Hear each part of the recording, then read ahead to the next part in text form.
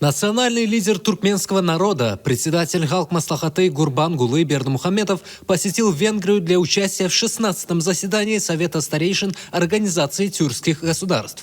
Заседание, которое прошло в здании Министерства иностранных дел и торговли Венгрии, собрало видных представителей Азербайджана, Казахстана, Кыргызстана, Узбекистана и Венгрии, а также генерального секретаря ОТГ.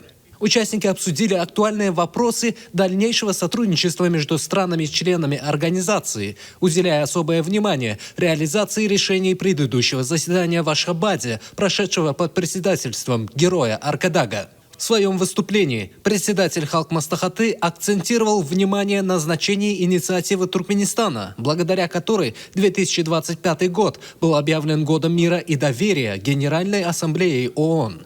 Он предложил организовать под патронажем Совета старейшин мероприятия международного уровня для продвижения этих принципов.